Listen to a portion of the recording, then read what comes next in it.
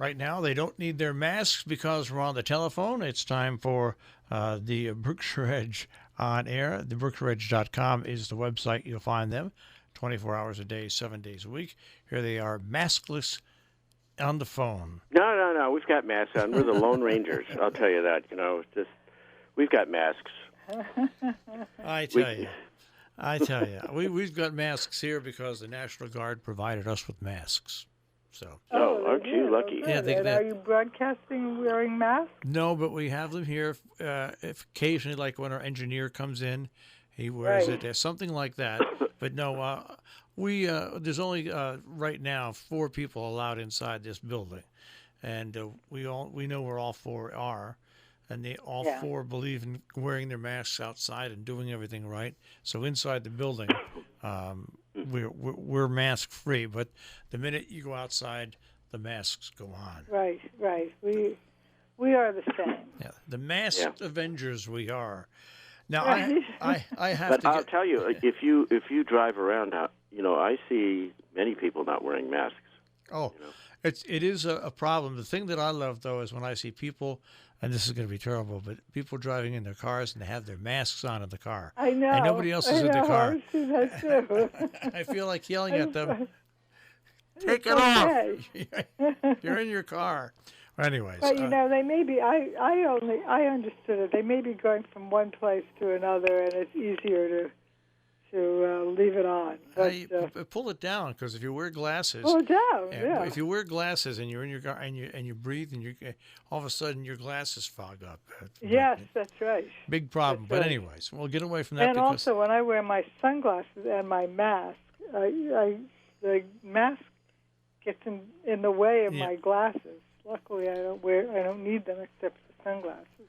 All right. But I want to go. Anyway. I want to go to the interesting town meetings that are taking place in Massachusetts. Oh boy! And I was not shocked at all to find out in Great Barrington, somehow at that town meeting, what the matter of defunding police came up, right? Yeah. that was quick. Well, in Massachusetts, the town meeting is the form of government, and having an annual town meeting is actually where the future budget for the next year is decided, and the select board is just the agents of but the real government is the town meeting, the people. So this particular town meeting was historic. It met in the parking lot of the high school, and under a tent, the select board and the finance committee set up were stationed at a table, and people were in there. There were some chairs, some folding chairs set up in the parking lot at 6 feet distance from each other, and people were in their cars. And that's how the town meeting was conducted. It was just very bizarre. Right. But in any case, nevertheless, the true character of Great Barrington came through, I suppose you could say. It was fascinating because we started at 6:00, and we, and it. Luckily, it was a long day, but we stopped at 10, and we weren't done, and it was too dark to see anything, and people started to leave. That was the other problem. We hadn't finished all the items on the warrant, and there wasn't a quorum anymore. So we'll have to reconvene Thursday at 6 p.m. and finish the business. But among the school budget passed, and the town budget passed, but there were a whole host of, I think there were like 40 some items on the warrant that the town meeting had to address. Half of those 40 were what are called citizen petitions, and one of them was, a call to defund the police in response to, in companionship, I suppose, with outrage over the murder of George Floyd, and Black Lives Matter, and so that was I guess, the most controversial issue of the whole evening, but it was turned aside. So,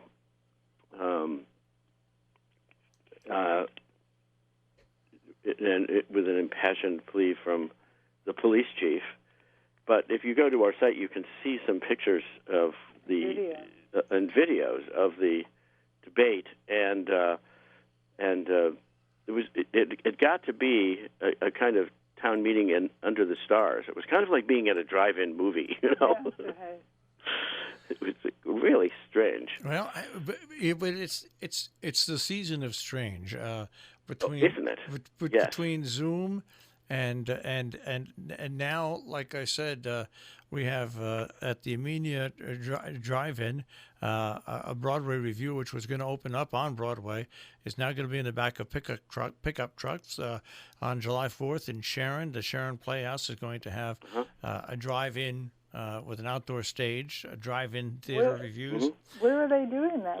In their parking lots. In their parking lot. Yeah, in their parking lot, yeah. And great. And see how things go. I mean, it's the season of strange, and at least some things are starting to open up a little bit where if people use their common sense and do social distancing and wear masks, we'll be okay. But I got to get on to the next story because I love your title for it. Scandal in West Stockbridge, and this involves the former fire chief who is found to have been engaged in kickbacks, is now seeking his old seat on the select board. Well, why not? Yeah, why not? I mean, come on. You're right. He was, had a gig there, So, any case, yes, Peter Scorpet, the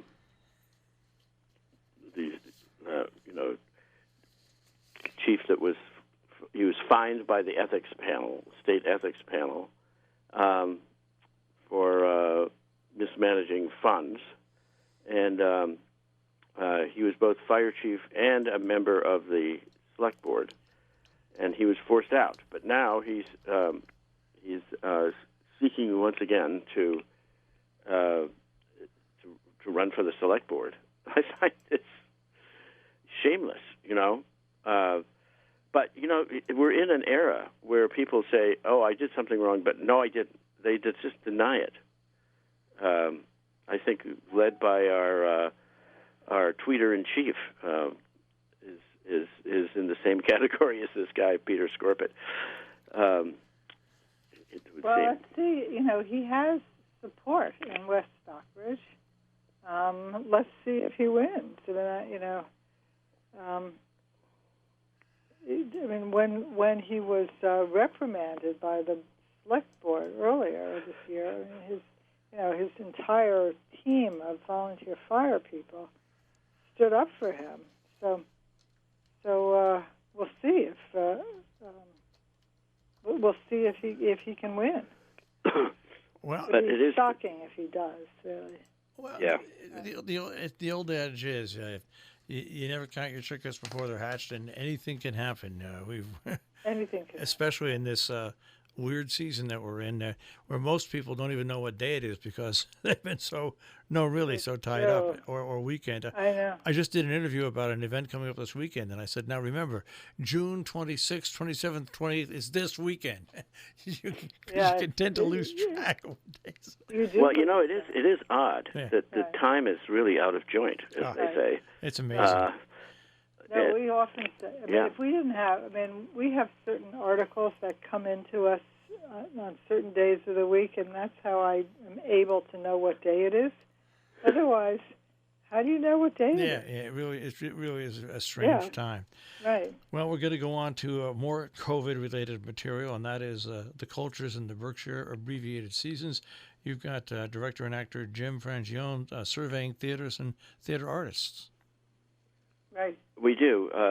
He's a terrific guy, and he wrote us a piece about that we call theater in the time of COVID-19, and he surveyed how theaters are going to cope with this. And he interviewed Julianne Boyd at Barrington Stage, and the summer season in the Berkshires is really how it is what marks the Berkshires, distinguishes the Berkshires in a way. Is that lovely and vibrant cultural season from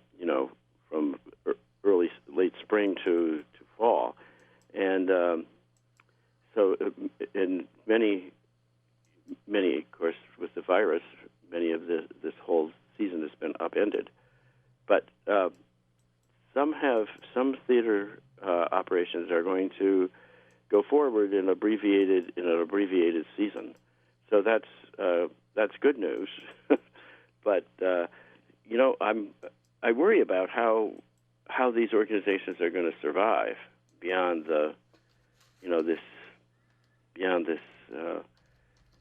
for the next year, because they're fairly fragile, all of them. And but in any case, well, but that's true. That's people are worried about what's happening now and this year. That's not the problem. The problem that you and I face, businesses face all over, is what is the long-term viability of businesses being able to survive, losing really 4 months of their peak season.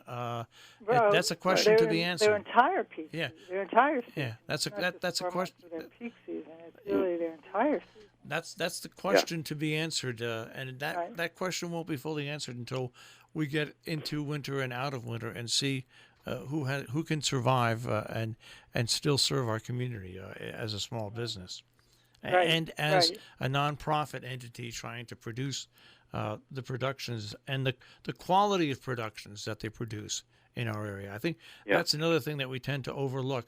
We're very spoiled here with the amount of amazing theater and music live productions that go on in theaters in the northwest corner of Connecticut, adjacent eastern New York, and in southern Berkshire.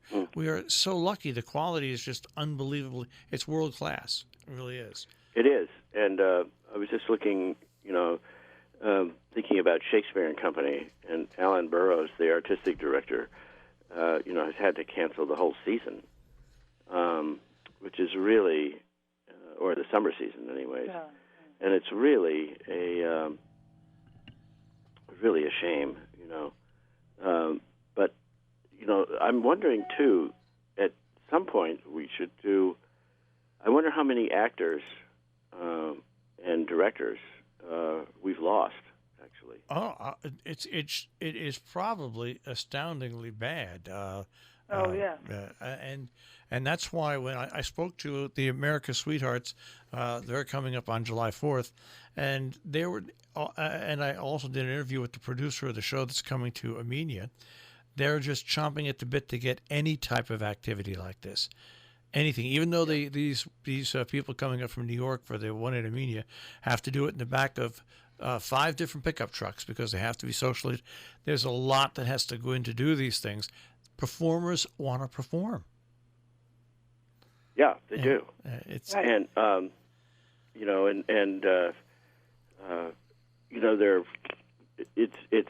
they're as I say, I wonder, just how many of these are going to survive. Yeah, it's pandemic. It's tough to look at, and we'll like I said, everything will shake down by the time the middle of winter comes. And by the way, we are on that path, that is that unmovable path now towards wintertime, because the days are now getting shorter day by day. Oh, I just thought I'd pass along. You're being a little premature here. Well, no, they are. Well, they are, of course, yep. but they're not. we're just getting into summer. I know, and all of a sudden the days started getting shorter. I think it was either yesterday or the day before, and that yes, is. Yes, it was the 20. It was actually Sunday. They started to get shorter. Saturday was the longest day of the year. So beginning Sunday, the long trudge towards wintertime has begun. I look at that way, and this weird social season we have. All right, you've got once again a profile of Susan Sillo and her Rawson Brook Farm in Monterey. Oh yes, she's a very she's terrific. She's got this. She produces. She has a herd of goats. She's famous actually for her chav, and so we have a profile of her and how she's coping with this pandemic as well. And it's interesting to hear, how in a way it's a return to just something normal, you might say. But it's a lovely profile of her farm and her work that she's been doing over many years, and her products are just famous in the Berkshires. So we thought it was a good idea to do a little profile of somebody who's remind us of of a sort of normal kind of life here. It's one of the few times you'll see a cheesy story at BerkshireEdge.com. Oh, yes, right. Well, right. Yes, and we do not do cheesy. And No. Speaking of not doing cheesy, we have a wonderful article by our regular columnist, Carol Owens, about the time that she hosted a dinner at her home for the Kennedys, for John and Jean Kennedy Smith, who died just the other day. And it's really, it's a lovely story about how, first of all, how she met them as a child. She met John Kennedy when he was running for president, and she actually got a chance to talk to him. And she doesn't explain how she happened to have them come to her house for dinner, but she does say that she thought her neighbors would never talk to her again because when they came for dinner, the Secret Service closed off the whole street, which she had not expected, and so the neighbors couldn't even get home. But she also talks about how lovely they were, and how well bred they were, and how interested they were in other people, and what a pleasure it was to be in their company. Well, I'll tell you what's interesting about this, if you know the circumstances, is she lives on a Prospect Hill, which overlooks Stockbridge, and her neighbor is the Fitzpatricks, who started the Red Lion Inn and Country Curtains. And Jack Fitzpatrick was a dyed-in-the-wool Republican and a Kennedy opponent. So did he come to dinner? Well, or he just couldn't get. Well, I'm just right. It must have been galling for him to see this great ceremony and going on across the street from him. I thought I was wondering about what he thought about it. About the Kennedys. Yeah, about the Kennedys showing up on his block.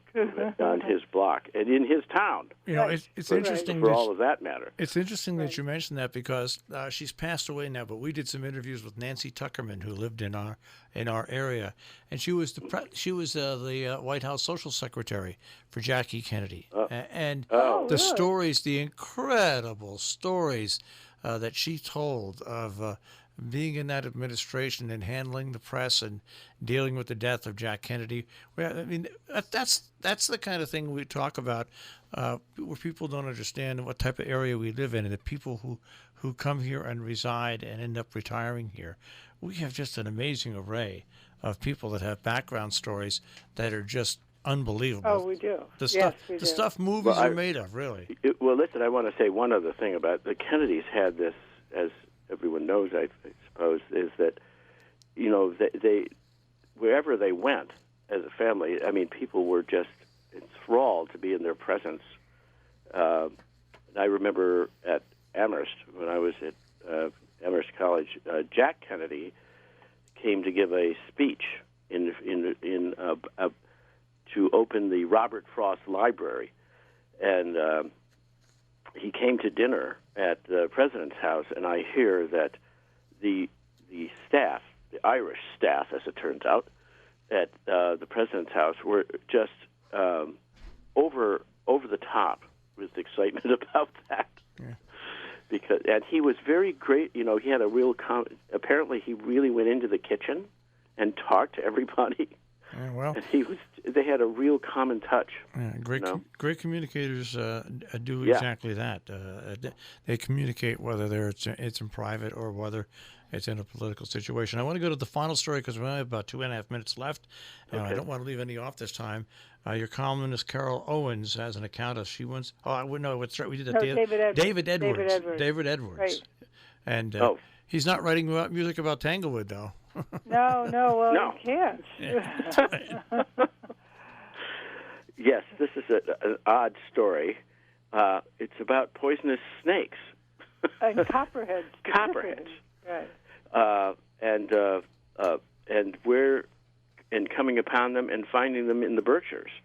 And I have to say that of all the stories we've written this past week, this is the most popular. I mean, people are just astounded by this story. But yeah, David Edwards is quite an interesting fellow, and this is an amusing story. And in fact, you know, if you go over to the rail trail that runs from Hillsdale south along Route 22 over in New York State, Yep. I've ridden my bike there and have come across rattlesnakes and Sunning themselves. themselves on the asphalt. Yeah, you have to be careful. And you have to give them a really wide berth. So they're common. But this is an amusing story about finding a copperhead. Well, or not. Or not. Yeah. Right. So read it and find out. That's Right. why if you use a bike on the trail, it's good because if you see a bear, you can turn around and very quickly go the other way. And if you see a snake, you can very quickly ride by it, giving it its berth. But yeah, that's one of the things about living out here in the country. Then there's those varmints out there that you have to be careful of. Yes, well, Right. you know, at least, yes, there are varmints. There are varmints. There are a lot of bears. That's right. All right, guys. Well, stay away from varmints. Also, stay safe. Well, and, you too. Human and otherwise. and Yeah, that's right. We have. This is the season of varmints, isn't it? Yes, absolutely. we will speak to you guys next week. Okay. Take care. Okay. Bye. Have a good week. Yeah, bye-bye. This week in the Berkshire Edge, you can find the Berkshire Edge on theberkshireedge.com, theberkshireedge.com.